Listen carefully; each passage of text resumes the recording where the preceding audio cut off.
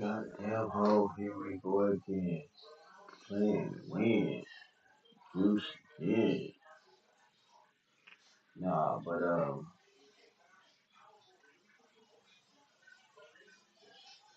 we back. We're gonna keep knocking her down. Live. Brother modern narrating. Yeah. Stay tuned for some more content. Well, this is rap news again, y'all. Until the last video was the A-Trade indictment. Well, I'm about to watch it.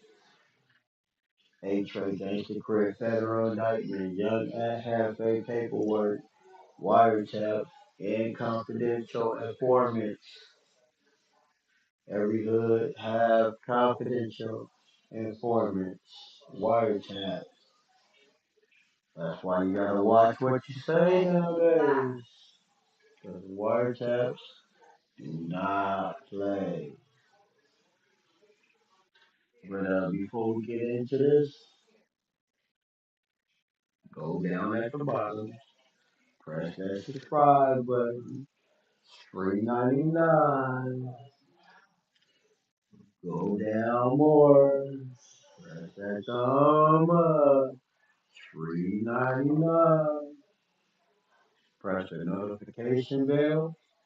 Free 99.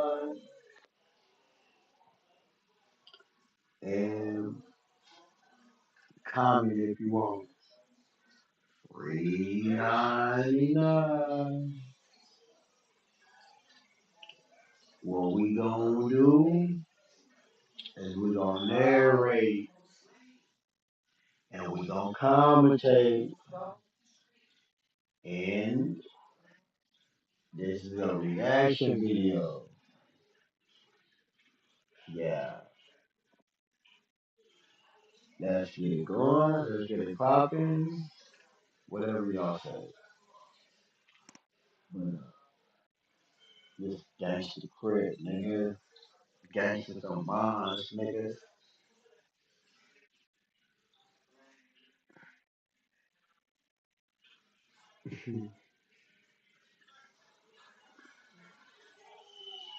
Moving. Nah, but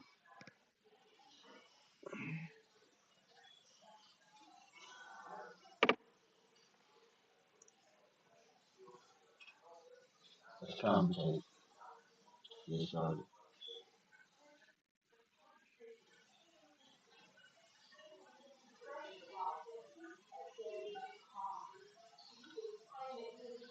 Everyone that bled. I just took a 10-piece, made it out the fed. Got the brother right here. What's your name, man? Tiny Minutes from A-Trade Gangsta. Yes, sir. I pray something shake for my nigga hit 6. Free YD, YA, and Tiny Mad Minutes. It follows that many of them were A-Tray gangster Crips. Rap news, street politics, the best hood channel on YouTube, and we back in South Central about to cover the largest federal indictment on the West Side A-Trade gangsters. Now, you know, a lot of people been hitting us about covering cases. They've been asking us to cover an Jefe case, man. You know, I guess some people got on the who's and was asking for paperwork on there and all that. But I feel like not only should we be covering the bad paperwork, we also got to cover the good paperwork too. But that being said, there was a lot of confidential informants on this case, man. People taking the stands, making testimonies, wiretaps. And Maurice Shellman, aka Young and Jefe, or Fly, was in the middle of it all. Like I said, the largest federal indictment in West Side A-Trade gangster history. This is a $20 million Oxycontin operation that was running from LA all the way up to Spokane, Washington. Now, you know, with the A-Trays controlling one of the largest hoods in LA, that comes with two things: a lot of membership and a lot of terrain to operate on. So those two factors right there is how you get a situation where a hood can run an operation like this. Not every hood can do this because, number one, membership, and the scope of their territory doesn't stretch that far. Now we know the A-Trays is operating in multiple states, West Coast, East Coast, New York, Maryland. You know, Chef G from A-Tray out in New York. But this specific setup was when the A-Trays started operating and really making money in Spokane, Washington. But for y'all that don't know exactly who the A-Trays is on the west side, like I said, controlling one of the largest territories, they operate just a couple blocks south of Harvard Park, all the way down the Century, north to south, and really going from Van Ness to Vermont, east to west. So really, man, they cover like 30, 40 blocks in this section. We know they got the north side over by Florence. They got the original west over by Western, the far west bordering Van Ness, the back west back by the 99s and the 90s, and the south sides between all of that. So with 5 sides of they hood, we know they bordering a lot of enemies, and they bordering some hoods that they cool with. To the north, they got the 6-0s, who we know is the #1 enemy of the A-Trays, along with the 9-0s to the south, also gridlocked in the deadly war with the ETGs. To the east across Van Ness, Inglewood Family Gangsta Bloods, who we've all heard them be cool with, as well as east of Vermont, they got the Hoovers, who they cool with. Then they got other situations to the northeast with the Menlos, and to the southeast with the 99s, both hoods that they don't see necessarily eye to eye with. Damn, cuz, he working with the cops, the Draco got the drum, time to terrorize his block.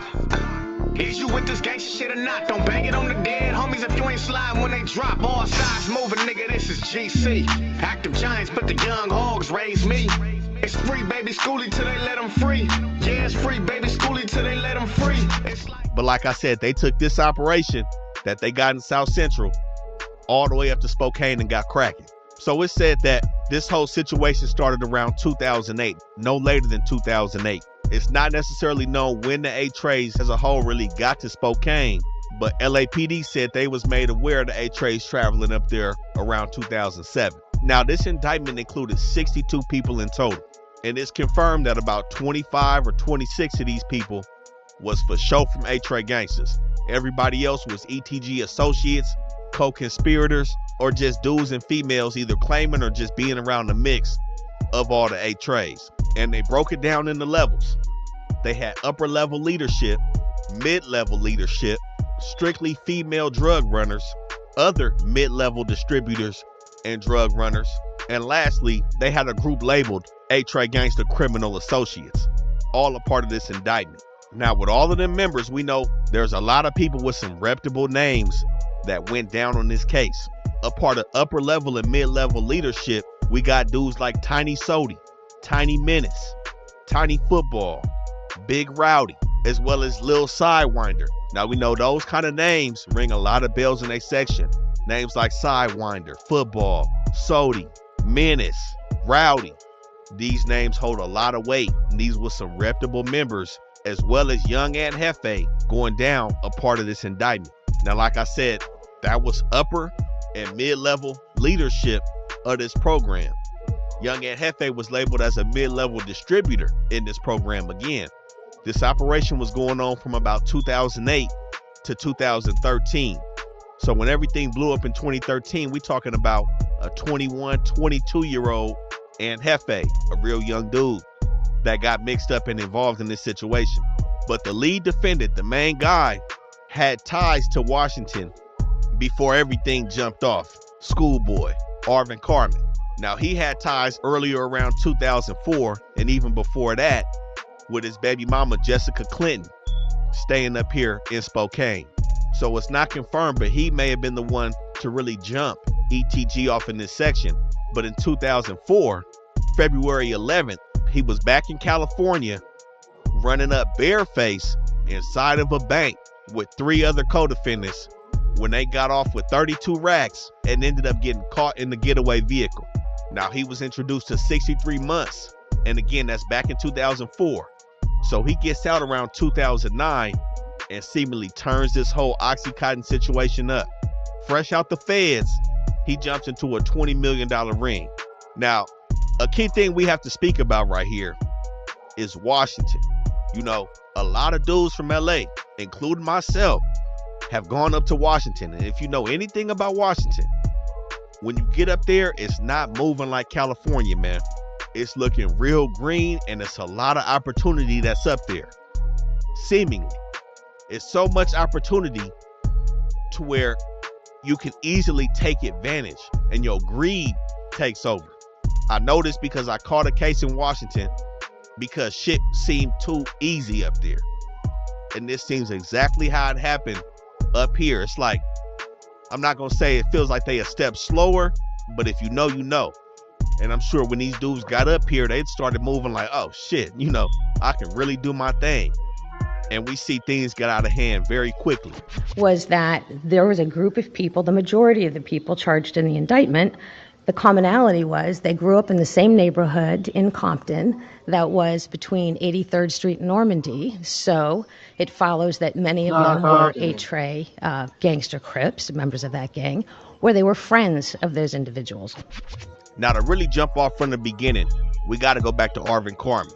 It was said that he was the original pill man in Spokane, and this being right after he gets out of federal custody in 2009 from that robbery. Now, he's up there with somebody named J-Lo, Joseph Shorts. J-Lo was also from A-Tray, but he was living in Washington at the time in 2009. And while Schoolboy is doing this thing, 3 other individuals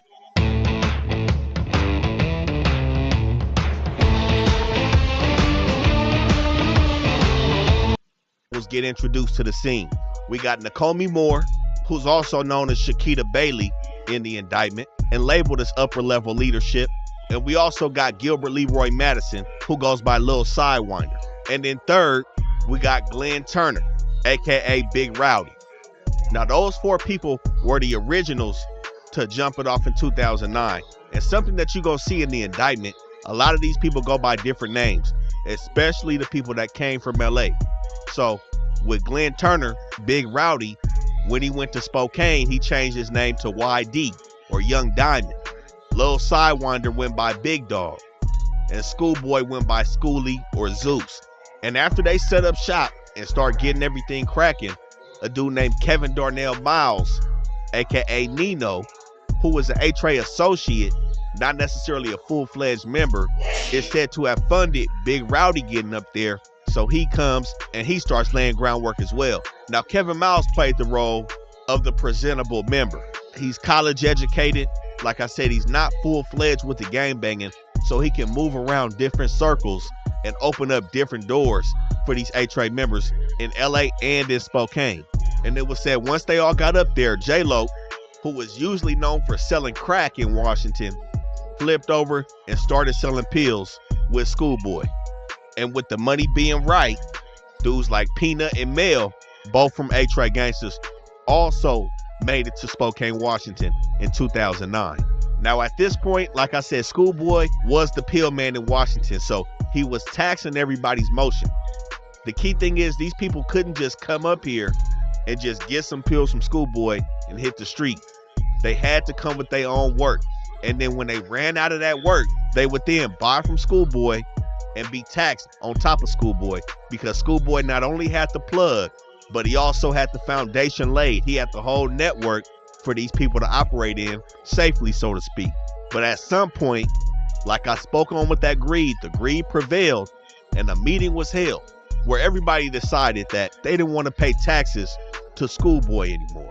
The only person that said he really stayed by Schoolboy's side was Lil Sidewinder. So eventually, J-Lo, with already having legs in Washington, he was already staying out there. He rented a big house and had everybody that we just spoke on go to the house and operate and trap out that house, except for Schoolboy. So either you was coming up there to rock with Schoolboy and you pay tax to Schoolboy or whatever you have it, or you rocking with J-Lo, because J-Lo had his own plug. And what we seen in this indictment was Schoolboy had a network of females that he was dealing with, multiple females, including his baby mama. So pretty much as we see, dudes wanted to separate from Schoolboy. And further down the line, we see Schoolboy implement a bunch of females that he was dealing with to start doing his movements along with Sidewinder. And it said that Sidewinder started doing the legwork for Schoolboy, and dudes like J-Lo didn't really want Sidewinder performing for Schoolboy anymore. They didn't want him to do Schoolboy legwork. They pretty much seemed like they was hating. I ain't gonna lie, man. It seemed like some dirty politicking was going on. So they told Sidewinder he probably shouldn't even be up here rocking no more. And the key thing is Schoolboy wasn't an original A-Tray gangster. It said that he's originally from Hoop. So it could be that situation right there is why things went beyond the tax with Schoolboy. And maybe that's why dudes like J-Lo wanted to cut Schoolboy out the situation. So another thing some may ask is why Washington? So at that time, and this reigns true for a lot of different products, the product is cheaper to get in LA. Oxycontin at the time was a lot cheaper to get in LA, which means it sells for cheaper. So when you get that cheap product and you take it up to Washington where it's less accessible, now these dudes is making hand over fist. They killing the game, bringing these cheap pills from LA to Washington, especially with a strong clientele base. So this is why these dudes really is wanting this territory in Washington. Now, like we spoke on, J-Lo was trying to get Sidewinder to get out the way with helping Schoolboy, but Kevin Miles was also with J-Lo. And remember, Kevin Miles, Nino, he also not only funded Big Rowdy's trip up to Spokane, but he also helped Lil Sidewinder get up and start his thing in Spokane. So Sidewinder's kind of stuck in the middle as to what he should do, because he got people he trying to stay loyal to, so he says, on both sides. But this is where a lot of different things start to break off underneath Schoolboy and J-Lo. And that is because the first element that the judge instructed the jury on is that Mr. Carmen had to commit a continuing series of 3 or more narcotics violations. That is, Mr. Carmen had to. Defendant Carmen committed 1 or more of the following narcotics transactions, and it lists conspiracy, distribution of a controlled substance, possession with intent to distribute controlled substance, and use of a communication facility in furtherance of drug trafficking crimes. So Nakomi Moore, who was also a high-level member, all these people right here are, of course, high-level organizers or co-conspirators in this case because they was here for the jump-off. But Nakomi Moore is said to have established her crew consisting of Cottrell Bully, aka Slim, or some may know him as D3 or Baby Derange, as well as Grump 6 or Rah-Rah, also from A-Tray Gangsters, as well as a couple other females under her. Now Cottrell Bully, D3, is D3 the Gas Man, another one of their artists coming out the 80s. He was involved in this situation as well, man. Like I said, a lot of dudes from A-Tray was involved in this. He was defendant number 10 out of 62. So he was also out here doing this shit with everybody else in Spokane, Washington. And then Kevin Miles further developed his crew that consisted of Big Rowdy and Donald Lynch, aka Young Mo, who also went by the name of Flossie or a little bit up in Washington. Now with both of them working under Kevin Miles, Young Mo also introduces DeAndre Megan, Baby G-Man or Flacco into the situation. More A-Tray gangsters coming up to Spokane, Washington. And eventually this led to big names like Tiny Sody, Richard Jamal Haynes, who also went by Swag or TS or Tiny Schoolie in Washington, and Alex James, Tiny Menace, along with Tiny Football in the Lael Lisby, who was said to be one of the top guys coming out the north at this time, and Tymar Haynes, Tiny Outlaw, also ended up making their way and start really putting in work in this pill game in Spokane, Washington. Now, Nakomi Moore this whole time is J-Lo's cousin, and it said that she started to also operate on a very high level. She got a whole little team under her, and there was a lot of competition, especially over the phones and the little buyers that they had on the street. So things started to kind of get out of hand, man, and it really all started with that meeting at the big house when everything split into J-Lo and Schoolboy's crews. So Sidewinder ends up going back down to LA and starts to operate out there. Kevin Miles ends up getting arrested in 2010, and he took his ass back down to LA as well. After that, a couple people start moving around trying to dodge the heat. But at this point, it said that this is when Young Mo really started to develop his own structure and step in where other dudes were stepping out. Now at this time, there was a member by the name of Loon, Marlon Johnson, who was also living in Washington. He had a run-in with the folks as well around this 2010 time. And this is when dudes started having their names written down and things started to be taken account of. But after this, we see dudes like Northside Gray, Anthony Miller, who also went by the name Tony in Washington. He also comes up and starts working with Young Mo, a part of his crew, starting to move things.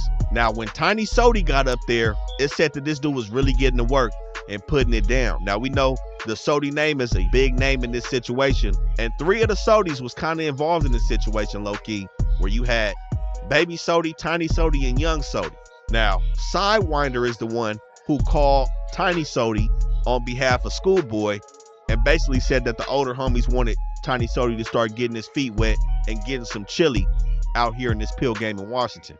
But at this point, Baby Sody was also trying to come play ball. But with Tiny Sody already starting to run a hard program, he kind of had these stipulations where it's like, man, nobody finna give you a free ride up here. Like I said, everybody had to come with their own work, whether you sent your work with one of the runners that was bringing it from LA or you bringing it yourself, but you couldn't come empty-handed, and you got to be ready to fall up under a program. So Baby Sody, not being named in this indictment, you know, it seemed like he fell off to the wayside, but Tiny Sody started to take a strong grip. And it said that a couple dudes were scared of this dude. It said that Northside Gray at one point was hiding from Tiny Sody up here. There was a lot of friction that was going on, a lot of competition in this pill ring amongst the ETGs. But now by the time it's 2011, Tiny Sody's starting to re-up with Lil Sidewinder and Schoolboy. Little homie like, what this hoe? Nigga, half 100 from that G gang, the one off Florence. You can ask about me. You ain't never caught a body for the G, then don't come around me. Who could? Never seen him before. I don't know about him. My squad went down for a whole summer, and I slid without him. You ain't ready to compete with 83rd. We be stabbing shit. See like what gang Crip from? All of them, bitch. It's that G flow. Now here we are in 2011. Like I said, a couple people have been knocked, and they've already been operating out here strong for a good 2 years. And a good amount of people from A-Tray Gangsters have gone back and forth from LA to Spokane, Washington, and the people have taken notice.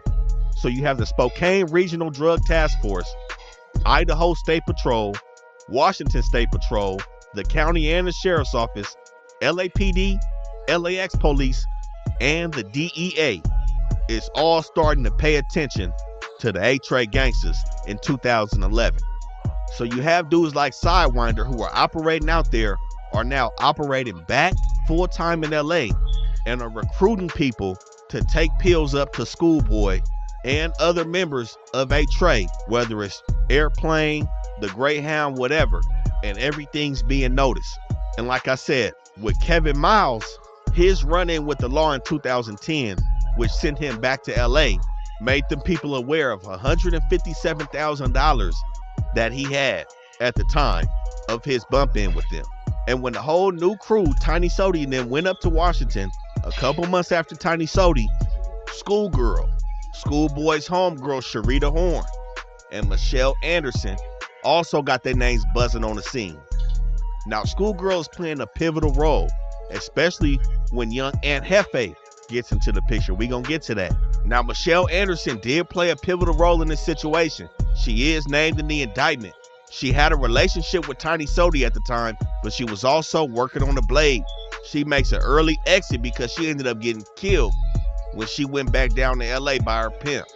But she'd probably be higher up in the indictment based on how close she was to some top members.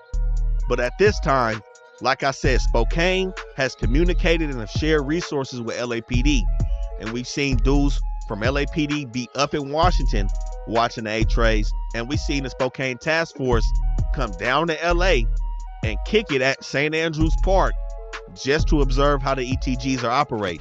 But we out here, you know what I'm saying? It's my nigga Ant, young Ant. And y'all do know, we put our life on the line for this shit here, man. So, you know, anything can happen. It is what it is, but it's all love. Most definitely. Let's go check out St. Andrews. Let's go check out St. Andrews. It's lit up. Hop out.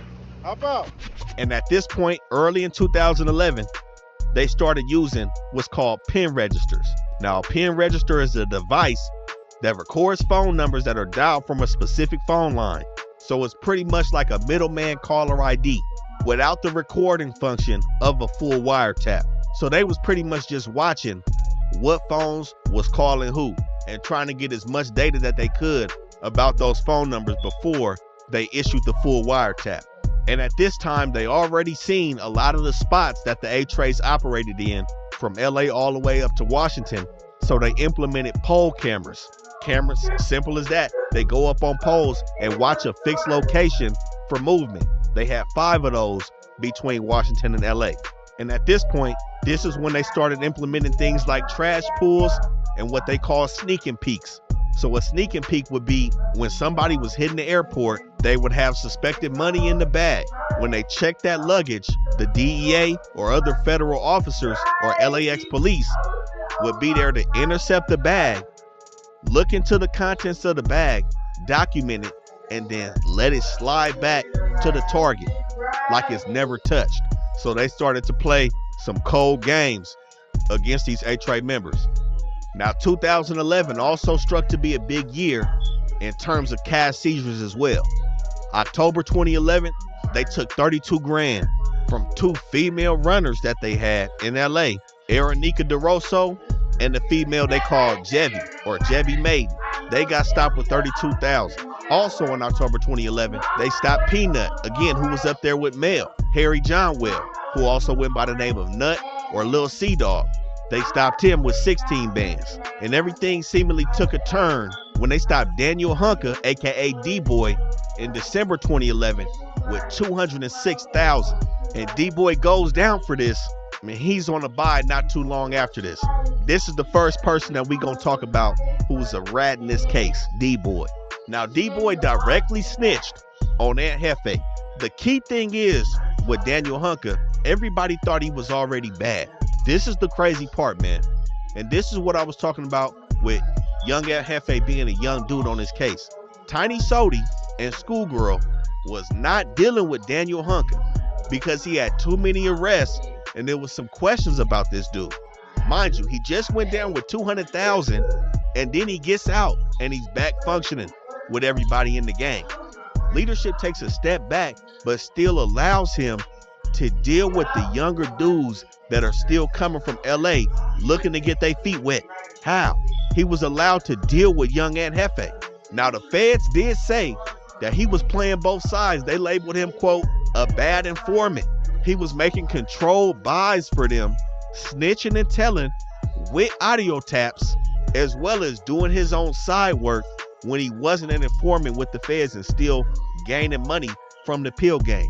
So they labeled him a bad informant, but he was also a snitch and a rat in the streets. And I don't understand how they still let him, even if anybody had questions about this dude, how did they let him touch the little homies? And this is the thing where people were saying that everybody kind of started moving for self. Daniel Hunker presented some form of value in some way. So it was like, let me not completely cut this dude off, but let him deal with the young homies so we can still profit. You know what I'm saying? Because like I said, with Schoolgirl, she dealt directly with Aunt Jefe multiple times. So let's jump right into it. Young Aunt Jefe hit Spokane, Washington. I'm a felon for the record, I still carry metal. I'm a felon, I be stepping, ain't no forgery. Put them niggas 6 feet when it was war with me. Had no mercy on the streets, but the Lord agreed. Shit we never speak on, niggas always preach. What's the topic? Get some money, can we buy beats? How you feeling in the farm when you in them seats? When you coming from the ghetto, struggled in them streets. I made a couple 100,000, I seen every leak. Now, Aunt Jefe jumped into the pill game already in LA, and it seemed like he was waiting to get cracking and take his talents up north. But before the wiretap phase, like I said, it was still pen registers. The confidential informant started to play around in 2011 and 2012. And that brings us to July 6th, 2012. Still in LA though. LAPD confidential informant hit up Aunt Jefe to purchase $5,000 of prescription pills at the Everything Gold store. Now, like I said, Schoolgirl was somebody that was instrumental with Aunt Jefe being a part of this movement. Schoolgirl is the direct homegirl to Schoolboy, Arvin Carmen, the lead defendant on the case. That Everything Gold store was on 88th and Normandy. That store stood for ETG. That was Schoolboy's store. He would operate between LA and Washington, running that store, conducting business and really putting it down, making sure that he was trying to have some legit money in there on the side. But the ETG store is the meetup spot on July 6th with the confidential informant and then Jefe. Now the informant goes back and tells the LAPD that Maurice Shellman and Jefe is working for Schoolboy, and he makes the deal. But shortly after this deal, Schoolboy calls the LAPD confidential informant and advises him that he's cutting their Jefe out and you only gonna be buying from me now. That sounds like some New Jack City shit. You know what I'm saying? So he said, you only gonna buy from him or you gonna buy from Lil Sidewinder. He was still rocking with Lil Sidewinder based on the loyalty that Sidewinder has showed when everything has split up 2 years prior in Washington. Now, like I said, this July 2012, 1 month later, August 7th, the Title III is initiated. What is the Title III? The wiretap. So they have enough evidence, they submitted the warrant, and they ended up putting taps on 7 phones that they called target telephones. TT1, TT2, all the way through to TT7. Now, like we spoke on, they labeled Ant Jefe a mid-level distributor. There was a lot of people ahead of him. He's defended 35 out of 62 on this indictment. But the reason why they kind of went heavy on him is because he was in direct communication with the higher ups in this situation, and he had a lot of communications on these target telephones, specifically with Schoolgirl. Now, when the wiretap started happening early August, they started to see Ant Jefe, who also went by YA or Young Ant or Fly in Washington. They seen him doing a lot of movements and his name being brought up from people like Tiny Sody, Schoolgirl, and also being referenced by Tiny Football, Schoolboy, and Lil Sidewinder. Top defendants had Young Ant Jefe name in their mouth on these target telephones. Like I said, he was dead in the mix. Now, him and Schoolgirl used to go together to do a lot of deals together throughout Spokane. And we seen it was even one point where she called Ant Jefe talking about he messing up her business because he not answering the phone. So they had a real good relationship with making things happen up here. But that July sale with the confidential informant with the LAPD would not be the last time Ant Jefe was on the back end of a controlled buy with a confidential source, which takes us to Samantha Madsen, also known as CS9, Confidential Source 9, who was a prostitute at the time that signed a contract with the feds to start working as a confidential informant in order to work off some of the bunk charges that she had piled up over the years. Just some bullshit. Really no reason. They had none on her. She just didn't want to sit in the county for a couple days, signed up to be a confidential informant. Not only was she working off charges, but they also paid her. She was monetarily compensated for her cooperation in this. She was a drug user and a prostitute, and this wasn't the first time that she participated as a federal informant for the police. So we still in 2012. The lead detectives on this case, who also referred to this case on a grading scale of how good this case was, labeled it an A-. These dudes was doing their thing and man, they hit some high barriers in terms of this operation. But November 8th, they laced up Samantha Madsen with the wire and dropped her off to make that telephone call to Ant Jefe and G Stutters, aka Carlin Romeo Tones, who did a lot of dealings with Ant Jefe in Washington.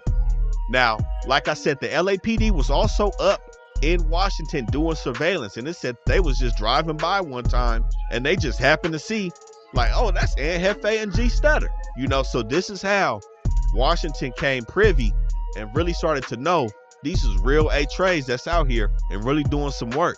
But nonetheless, they set up Samantha Madsen and she called Ant Jefe, man, jumped in the back seat and did the deal with Ant Jefe and had him on audio recording, pointed everybody out who everybody is. And for the most part, they had Ant Jefe in the bag with this. But there was also another snitch that was implemented, a dude named Nick DeCaro. Now, Nick DeCaro was said to be the pill man before the A-Trays got there. Ant Jefe used to sell his work to Nick DeCaro and put tax on it, so Nick DeCaro would have to overprice his work, therefore making him void in the situation. Why go to Nick DeCaro and pay this amount when I can go to Aunt Jefe and get it for the low. You know, this is what was going on out here. And this is the drug game. This is how it's played out. But this is also what turned Nick into a snitch and a hater. He made statements to Samantha Madsen and said that he didn't like how flamboyant Aunt Jefe was. He said he was too arrogant. And he even made statements saying that he was contemplating robbing Aunt Jefe, to where Aunt Jefe said, people get killed like that. Now, nothing ended up happening to Nick DeCaro, but he's also somebody that's a rat in this case. Not a confidential source, but like I said, there was many confidential sources, at least 9 in Washington alone, plus the ones in LAPD, and then a grip of people and some names that y'all may be surprised about took the stand and testified against the ones that took this situation to trial. We're gonna get to it. Now, on these wiretaps, like I said, this went on from August all the way to December of 2012. A lot of communications were had, especially between Schoolgirl, who also goes by the name of Star in Washington, and Aunt Jefe, where it said they spoke about a vehicle that a dude named Brandon Warner had purchased. Young Aunt Jefe was seen in this vehicle. Guess what? Brandon Warner was also a snitch. He was also playing the role of a confidential informant, and the whole case was really in the bag with all these people cooperating. And there started to be a lot more cash seizures and confirmed airline travel. In March 2012, Big Rowdy was caught with a measly $1,400, but it was noted. Also in March 2012, one of their female runners, Treasure Brown, was stopped with an unknown amount of $1,000 bundles. In June 2012, Mercedes Reeves, who was one of Schoolboy's females that he was smacking, was caught with $28,000. August 2012, Portia Marcus, who also went by Flasha or Sasha, was caught with $73,000 in a sneak peek. Now, this was not seized. This is one of them sneak peeks where they looked in her suitcase, found 73 racks, and let it go. But a situation with Erica Woods after this, in September 2012, they caught Erica Woods boarding a flight, and the DEA, as well as them other detectives, had kind of settled on a number that they was gonna let pass. They was gonna let her take a set amount of money up to Washington. They opened the bag up, they find $107,000, but the whole game changed. She also had pills. They said they couldn't let the pills go, so they ended up confiscating the whole situation, and that paper was supposed to touch Big Rowdy's hands. So at this point, everybody tried to get everything back together to make up for that, and this is when they decided that it was probably best to start catching the dog, the Greyhound, instead of going on these flights. But the police, at this point, it's September 2012, everything is already cracking. Everything's full-fledged, blown out of proportion. The next month, October 2012, they catch Tiny Sodi with 7 racks. So all together, all the seizures that they made in their whole investigation totaled about $930,000. They ended up coming up with almost $1 million in seized cash. So you can just imagine how much wasn't seized. Like I said, it's a $20 million operation. I pray some shake for my nigga hit 6. Free YD, YA, and Tiny Mad Menace. Black bone, stay strong, you almost home. I'm in the stew, going hard, some niggas can't get on. On probation, but a nigga still toting heat. Cause Lord knows shit is wicked in these LA streets. My nigga West Boy running up a bag. Stay on your grind, third, don't let nothing get you off your path. I hold this cheat shit down like an anchor. You wonder why? Cause I'm from A-Trey Gangsta. I'm from A-Trey Gangsta. 3 times, it's for A-Trey Gangsta. Now, in this whole situation, with all these pills moving, we talking about shipments that would have 1,500 to 3,500 pills in it every shipment, every other day, 2,000 to 3,000 pills moving. Sometimes in one day, they was talking about 9,000 pills moving. We talking about $180,000 being made in 1 to 2 days off these moves, bringing in pills from LAX all the way up to Spokane, Washington. Like I said, Schoolboy had a bright idea coming out the feds from that robbery case. He's also dealing with guns as well. They recovered a grip of guns in this whole situation for no reason, honestly. It didn't seem like they was beefing with anybody other than what they had going on in LA. You know, none of that shit is even mentioned in this whole situation. These dudes are just trying to get some chili out here. So the guns, you know, I can understand you feeding the streets, but all them guns that was recovered involved the ATF into this case as well. And like I said, Schoolboy was dealing with a lot of females that was doing these movements at this time. Like I said, Jessica Clinton, his baby mama, Sally Guthrie, Joisha Jefferson, Mercedes Reeves. These was all females he was smacking on. And he had his homegirl, Schoolgirl, who was said to be like a walk-on. Also kind of not a fully official member. She didn't get put on the A-Tray, but again, she was a walk-on. She was dealing with Lil Sidewinder at the time. So this is how they was having a whole bunch of females move around. Like I said, it's a whole group of nothing but female co-conspirators and runners that was doing all this work, man. And when you see, there was 4 people that took it to trial. You had Schoolboy, you had Dante Blackman, aka Paco, you had Brandon Chavez, who was a dope fiend, and you had Carlin Romeo Tones, G Stutter, who spent a lot of time with Aunt Jefe. Now, G Stutter seemingly kept it solid, man. They had him in that room, and it seemed like he wasn't breaking, man. He didn't take the stand, and his interview was only 20 minutes compared to the hours and hours that they said Lil Sidewinder and Schoolgirl set up in that room for. Like I said, he spent a lot of time with Jefe, T-Crazy, and football, but he didn't point anybody out in no pictures. He didn't want to do that. And, you know, when they was trying to play with him over the prison time, he took it on the chin, said whatever it's going to be, he just hope it's 10 or less, and proceeded to shut his mouth. Those 4 dudes took it to trial. What we seen is most of them female drug runners took the stand. Sally Guthrie, who Schoolboy was smacking on, took the stand. She was in her feelings, talked about how he left her in the hotel for days on end. You know, she felt like she was done wrong, so she took the stand. Schoolboy baby mama took the stand, talking about all the money that he was bringing in without having a job. Brandon Chavez, who was on the case, who was fighting the case on trial with Schoolboy and G Stutter and Paco, also took the stand in his favor. Another confidential source, Raylyn Andrews, who participated in controlled buys with Flacco, Tony, and Loon. Man, she was a nasty CS. She made sure the folks stayed up to date with the target telephone numbers, make sure they was tapping the right numbers. She took the stand. And like we spoke on with that rat, Daniel Hunker, he also made controlled buys with D3 and Tiny Soda. So that testimony stand went crazy, man. But 2 people, man, that kind of hit home, that testified, told everything on everybody, including Aunt Jefe, everybody at every level possible. Lil Sidewinder and Schoolgirl both took the stand and testified against their co-defendants. Love my niggas like a blessing, everyone that bled. I just took a 10-piece, made it out the fed. Blue flag, red beam, they wanna kill me dead. Took the racks up out my pocket, placed it by my head. Love my niggas like a blessing, everyone that bled. I just took a 10-piece, made it out the fed. Stepping dirty through the city, I pray by the bed. Soldier rack like Magnolia, it's an honor pledge. Champagne on the Sprinter, it's my kind of meds. Trying to add these zeros up, make these commas red. Got a temper pretty fatal. Now they both had multi-hour interviews. Again, they was also seeing each other on the streets. So they seemingly colluded and said, you know what? I'ma just separate myself. Sidewinder said he felt like it was right to take the stand because he didn't like what this situation with this operation was doing to the homies. He didn't like the greed, the division. He felt like it was only right to bring his homies down.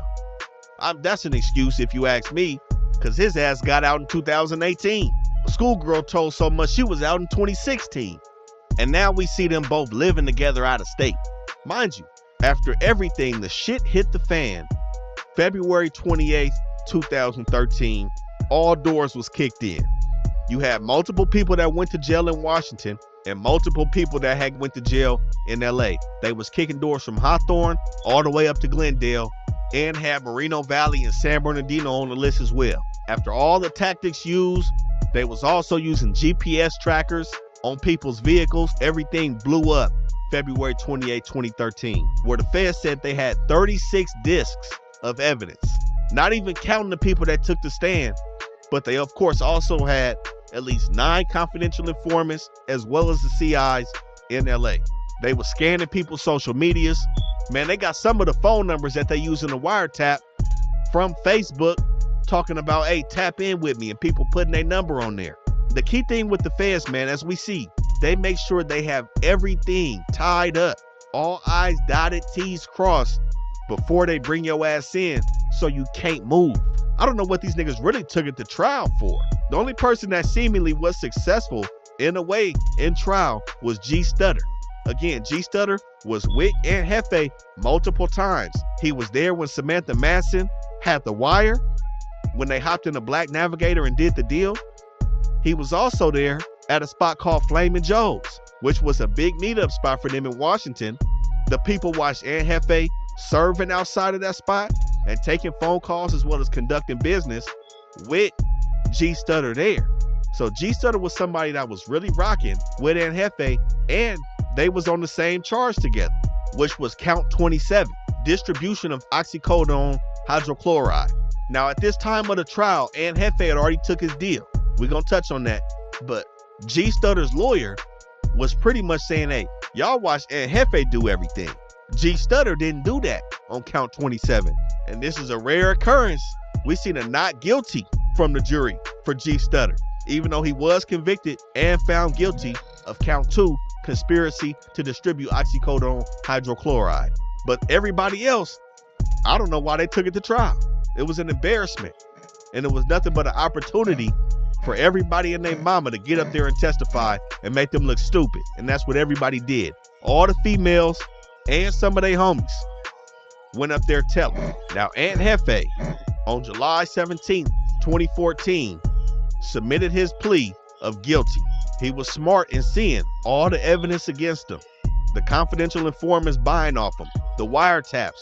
Like I said, even though they labeled him a mid-level distributor, they treated him as somebody that was higher up because of the communication he was having with the people up top.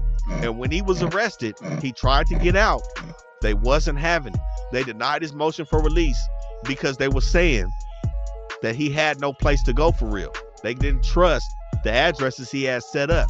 But he was found guilty of count 27, the conspiracy to distribute a mixture of substance containing a detectable amount of oxycodone hydrochloride. And they found it fit to give young Aunt Jefe 120 months, 10 years. But he did a little bit less than that. He did 7 and 3 on supervised release and got out in 2021. But what y'all been wanting, it was no snitch paperwork on Aunt Jefe, man. They said he was the good people's, and he is. A lot of other people went bad on this case. He stayed solid, and he did what he said he was gonna do. He's out making legal money, doing his shit. Y'all make sure y'all go follow, like, comment, subscribe on Aunt Jefe page. Somebody who took this shit on the chin. What's the good old deal? It's your boy Young Aunt Jefe. Don't care about number what the check say. Make sure you go ahead, like, and subscribe, because it don't cost you nothing to press that button. And if you ring that notification bell, I'm going to bring you mail. Like I said, this dude was 22, 23. This the last thing niggas is really thinking about. This kind of operation at 22, 23. Even if niggas is out in the streets, the last thing you thinking about is the DEA, the ATF, the feds, the marshal. You know what I'm saying? He jumped into some shit. And I think some of the people didn't fully have his best interest. A lot of people was out there looking for self. And even with that being the case and the fact, he still stayed solid, didn't take the stand, took a deal, got out the way, did his time, and we see him doing this shit now. But what we did see, he was trying to get out early in 2020, man. He wrote a letter talking about COVID. They wasn't having it, man. He only had a year left. Judge still wasn't having it. They made him write the whole shit out. But when he did get out, there was a mishap. I'm gonna keep it 100, and he cut off his ankle monitor in the halfway house. They was about to sit him back down for failing a drug test. He went on the run, man. You know, some crazy shit. Hey, after doing 70, like, fuck. But he cut the ankle monitor off. They gaffled his ass back up, man, but he's still here today. You know, not really, you know, we ain't heard him speak on the story too much. That's why I'm glad we had the opportunity to do it. I seen Street TV started to touch on it a little bit, you know, but I get it. Some shit may be sensitive. Some shit may not be, you know, motherfuckers may not want that out there, but this is what it is. Like I said, it's no problem when we show bad paperwork But like I said, and Jefe paperwork, good paperwork. But some of these dudes on here did have bad paperwork. It is what it is. Every hood is susceptible to that. But y'all also make sure y'all go support D3. Man, he was sentenced to 80 months on this case. We see him out doing this thing still with the members and rapping as well as Jefe. And y'all go support Tiny Menace. They gave him 156 months. He's also outside again. We seen him at Second Call with Skip Townsend doing his thing, giving back to the community, man. Y'all make sure y'all support everybody that stays solid on this case and that's back outside representing their hood. But some people with some powerful names that also went down on this case. Like I said, we had Tiny Sodi. He's resting in peace right now. I believe he died in prison in 2018, man. Tiny Sodi didn't make it out. He was sentenced to 25 years in this case. And we already know Lil Sodi also resting in peace, man. But this case sent a lot of people up the river, man. A lot of people face some really hard time in this situation. And it's just an eye-opener to people who may be thinking about this game, man, especially the drug game, the fed game, man. They're handing football numbers. They're not lying. Even the runners for getting caught doing some shit one time, 36 months, 100 months, 120 months, 62 people on this case, man. Like I said, them people that was telling, of course they got out.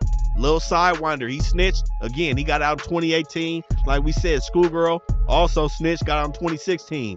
Big Rowdy just got out in 2022. Kevin Miles, the smart dude, got out in 2022. Tiny Football comes home next year, 2026. Nakomi Moore, who was running her program, her cousin was J-Lo. She just got out 2024. And when I say out, I mean completely released from the Bureau of Prison and the whole federal stick. You know what I'm saying? They could have went to the halfway house or whatever the case is, but they was back fully functioning in the streets at these years. Loon, released in 2020. G Stutter, released in 2019. Of course, you know, his lawyer was trying to, you know, pin that shit on Jefe, but it is what it is. And Jefe already took his deal. You know, he ain't do no weird shit that we seen. Northside Gray was released in 2017. Joisha Jefferson, she was found with 1,000 pills in the trunk, released in 2018. Bone, released in 2020. But Arvin Carmen, man, like I said, he was fresh off of federal robbery, man. He was turned up. And it seemed like he's the reason why this whole shit got turned up. Of course, we didn't see him take the stand, but everybody told on him. All the females, everybody who took the stand was telling on him. That man is in USP Victorville till 2056. They gave him 50 years, man. Schoolboy. It is what it is, man. Like I said, the biggest situation coming out them West Side A-Train gangsters. A lot of these dudes is home right now. Rest in peace to Tiny Sodi. For sure, rest in peace to Lil Sodi. And, man, we going to keep bringing y'all this heat, man. Rap News, Street Politics, the best hood channel on YouTube. Y'all make sure y'all like, comment, and subscribe to this shit. Make sure y'all go follow Young Ant. Indictment, stop playing.